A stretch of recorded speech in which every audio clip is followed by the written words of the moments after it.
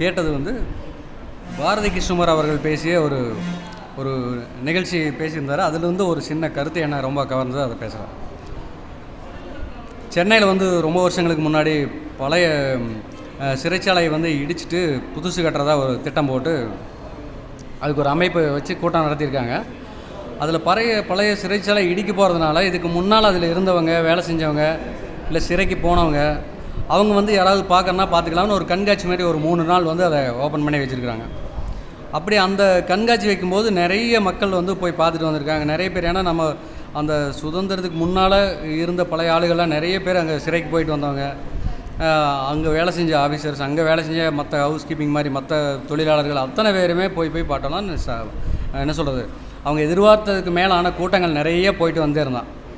அதில் அந்த சிறை கமிஷனராக ஒருத்தர் வேலை செஞ்சவர், துறை அதிகாரி, அதில் மிகப்பெரிய அதிகாரியாக இருந்தவர், அவரும் வந்து அதையெல்லாம் அப்படியே சுற்றி பார்த்துட்டு நிகழ்ந்துருந்துருக்காரு. அப்புறம் பத்திரிகையாளர்கள் ஒவ்வொருத்தர்கிட்ட கேட்குறாங்க, நீங்கள் இங்கே ஏதாவது வேலை செஞ்சீங்களா, என்னவா இருக்கீங்க, எப்படி இருந்து அப்படிங்கும்போது அந்த சிறை அதிகாரி வந்து ஒரு பேட்டி கொடுக்குறாரு. நான் வந்து இங்கே ஒரு 20 வருஷத்துக்கு முன்னால் இங்கே வேலை செஞ்சுட்டு இருந்தேன். அப்போ என் வாழ்க்கையிலேயே மறக்க முடியாத ஒரு சம்பவம் நடந்தது. ஏன்னா எல்லோரும் நிறைய பேர் குற்றம் பண்ணிட்டு ஜெயிலுக்கு வந்துட்டு போகிறாங்க. அது வந்து நம்ம ஒரு சிறைச்சாலைன்னு சொல்லி ஒரு தண்டனை கொடுக்கக்கூடிய இடமா நினைக்கிறோம்.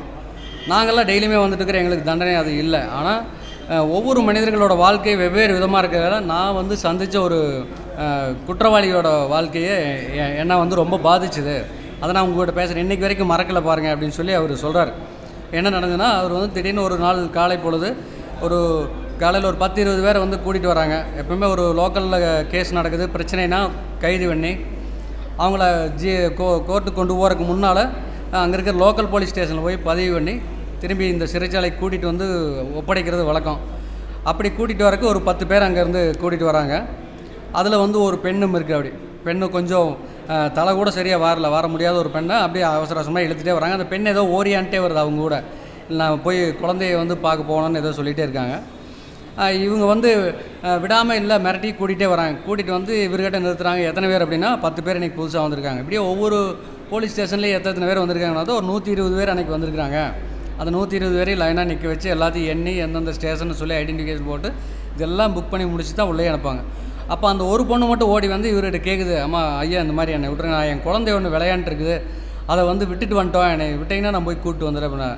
யாருப்பா இந்த பொண்ணை, யாரை கூப்பிட்டு வந்து என்னன்னு கேட்டால் இவங்க வந்து இல்லை விபச்சார கேஸில் பிடிச்சிட்டு வந்திருக்குங்க ஐயா, அதை அப்படி தான் சொல்லுவோம், அப்படியே அவளை வந்து நம்ப முடியாது, விட்டுறாதீங்கன்றாங்க. சொல்ல முடியாது, கேட்க முடியாது, எல்லாருமே வர்றவங்களாம் இதே காரணம் சொல்லித்தான் போகிறாங்க, நீ உள்ளே இருமானா அந்த அம்மாவையும் கூட்டிகிட்டு போய் சிறையில் அடைச்சிருவாங்க. காலையில் வந்து ஒரு 11 மணி வாக்கில் கொண்டு எல்லாத்தையும் எண்ணி கொண்டு அடைச்சிருவாங்க. அப்புறம் அதே மாதிரி மறுநாள் காலையில் எழுந்திரிச்சா எல்லாத்தையும் எந்திரிச்சுமே இந்த சிறையை திறந்து எல்லா ஆளுகளையும் நிறுத்த வச்சு திரும்பி இந்த 120 பேர் இருக்காங்களான்னு எண்ணி பார்த்துட்டு தான் அவங்கள அடுத்த வேலையை செய்கிறக்கே விடுவாங்க உள்ளுக்குள்ள. அது சிறையோட வழக்கமாக. அந்த மாதிரி இவங்களை நைட்டு அடைச்சிட்டாங்க, எண்ணி டோக்கன்லாம் போட்டு. காலையில் எழுந்திரிச்சா பார்க்கும்போது பார்த்தா அந்த பெண்ணை காணோம். 119 பேர் தான் இருக்கிறாங்க. அவங்களுக்கு சிறையில் என்ன இத்தனை போலீஸ்காரங்க எல்லாம் இருக்கிறோம், பெரிய பெரிய மதில் செவரெல்லாம் ஃபுல்லாக இருக்குது, தாண்டவே முடியாது. அப்படின்னும் அந்த பொண்ணை காண உள்ளதாக இருப்பாங்க. தேடுங்கன்னு தேடுறாங்க, தேடி பார்த்து கண்டுபிடிக்கவே இல்லை. மத்தியானம் ஆகிப்போச்சு, நம்ம எப்படியாவது தகவல் கொடுக்கணும் மேலே, இல்லைன்னா நமக்கு வந்து வேலை போயிடும் அப்படின்னு ரொம்ப பதட்டத்தில் இருந்துட்டு இருந்தவங்க என்ன பண்ணுறாங்க, சாயங்காலம் ஒரு 3 மணி 3:30 மணி ஆனது முடிவு பண்ணி சரி நம்ம போய் சொல்லிடலாம், இந்த மாதிரி ஒரு கைதி காணாமல் போச்சுன்னா நமக்கு வேலை உறுதியாக போயிடும்னு ஒரு பயத்தோடு அவர் போகலான்ட்டு வெளியே வராங்க. வெளியே வரையில் இந்த அம்மா வந்து ஒரு கையில் குழந்தையை தூக்கிட்டு, ஒரு 3-4 வயசு பெண் குழந்தை, அந்த குழந்தையை தூக்கிட்டு வேகமாக உள்ளே வருது சிறைக்குள்ளே. அங்கே ஒரு காவல் அதிகாரி குறைக்காட்டின்னு நீ போகக்கூடாதுன்னு இதை சொல்கிறாங்க. அவருக்கு தெரியல. அந்த மாதிரி இல்லை போகணும்னு சொல்லிட்டு ஓடி வருது. அப்புறம் இவர் பார்த்துட்டு விடுங்க அப்படின்னா இங்கேருந்து போன 2-3 போலீஸ்காரங்க போய் அடிக்கிறாங்க. யார்கிட்ட சொல்லாமையும் கூட இப்போ ஓடிட்டு நீ திருடிட்டு என்ன தப்பிச்சு போயிட்டியா அப்படின்னு சொல்லி கெட்ட வார்த்தை பேசி அடிக்கிறாங்க. இப்போ இவர் போய் தடுக்கிறார், அடிக்காதீங்கன்னு சொல்லி ஒதுக்கிட்டு அந்த அம்மாவை பார்க்குறாரு, கூப்பிட்றாரு.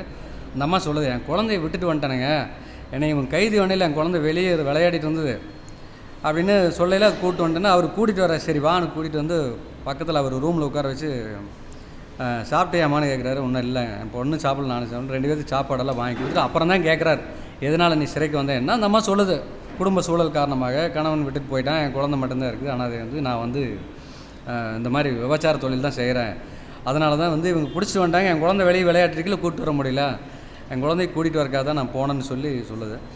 அவர் அது வரைக்கெல்லாம் அவருக்கு ஒன்றும் பிரச்சனை இல்லை. சரி குழந்தை வந்து இங்கே இவ்வளோ பெரிய மதில் சேவை இருக்குது, எப்படி தப்பிச்சு போனேன், இத்தனை போலீஸ்காரங்க எல்லாம் இருக்கிறாங்க இந்த சிறை இருந்து, மதில் சேவரை தாண்டவே முடியாது, எப்படி உன்னால் தப்பிக்க முடிஞ்சது, எப்படி போனேன், இல்லை யாராவது உனக்கு உதவி செஞ்சாங்களா என்னென்னு மட்டும் எனக்கு அதை மட்டும் சொல்லிட்டு போகுது. ஏன்னா அவர் இது வரைக்கும் நான் வந்து இங்கே சர்வீஸ் பண்ணுறேன் ஒரு 20-25 வருஷம் ஆச்சு, ஒருத்தர் கூட இந்த மாதிரி தப்பிச்சு போனதில்லை. ஆனால் நீ ஒரு பெண்ணை எப்படி தப்பிச்சு போயிட்டேன்னா அவருக்கு பயங்கர என்ன சொல்கிறது, அது தெரிஞ்சுக்கணுங்கிறது, ஏதாவது ஒரு வழியில் இருக்குமா, ஒரு ஓட்டை இருக்குமா, அதை கண்டுபிடிக்கணும் அப்படிங்கிறக்காக. ஏன்னா யாருனாலுமே கண்டுபிடிக்க முடியல, எல்லா அதிகாரியும் தேடி எல்லா பக்கம் நல்லா அடைச்சி தான் இருக்கிறோம், க்ளோஸ் பண்ணிட்டு எப்படி தப்பிச்சுன்னு தெரிலன்ட்டாங்க.